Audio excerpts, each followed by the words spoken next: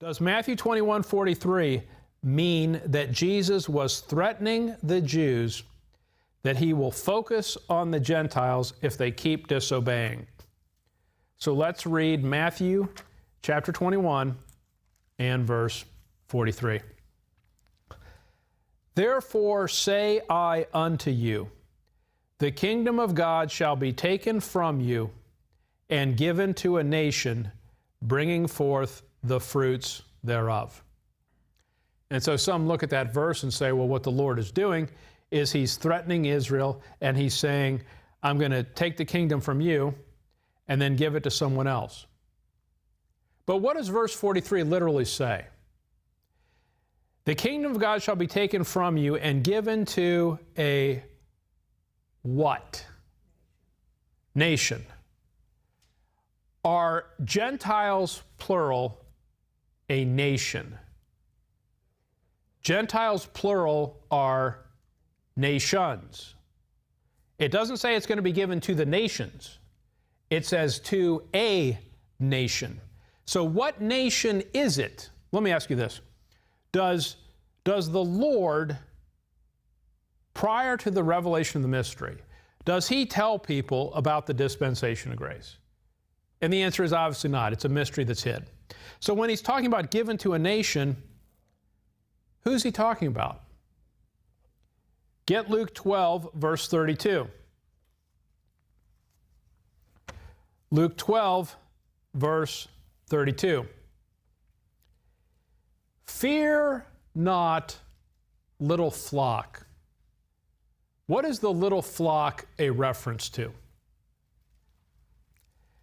The little flock is the believing remnant within Israel. It's not Gentiles. It's the part of Israel that's believing. Fear not, little flock, for it is your Father's good pleasure to give you the kingdom. So in Matthew 21, verse 43, when the Lord speaks to the Pharisees and Sadducees and says, the kingdom of God will be taken from you, what he's saying to them is, look, right now you guys are in charge of Israel. You're in the positions of leadership. You're in the positions of authority. But guess what?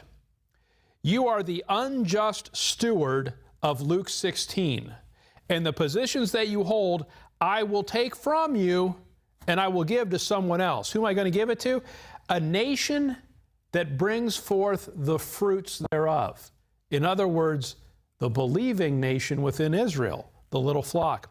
Look with me at 1 Peter chapter 2, verse 6. 1 Peter chapter 2 and verse 6.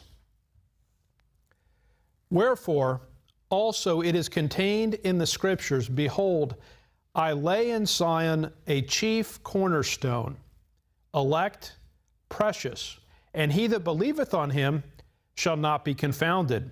Unto you therefore which believe he is precious, but unto them which be disobedient, the stone which the builders disallowed, the same is made the head of the corner, and a stone of stumbling and a rock of offense, even to them which stumble at the word, being disobedient, whereunto also they were appointed. What 1 Peter 2 is saying is that the chief cornerstone, some will believe it and some won't. Some will stumble at it. Now look at verse 9. But ye are a chosen generation, a royal priesthood. What does it say? An holy nation, singular. A peculiar people, that ye should show forth the praises of him who called you out of darkness into his marvelous light. In other words, what the Lord does with Israel is that he takes away from the leadership of Israel that is apostate and unbelieving. He takes the kingdom away from them. They're not going to rule. Who does he give it to? He doesn't give it to Gentile nations. He gives it to the holy nation, the little flock, the believing remnant, the peculiar people, the royal priesthood within Israel. That's what Matthew 21, verse 43 is about.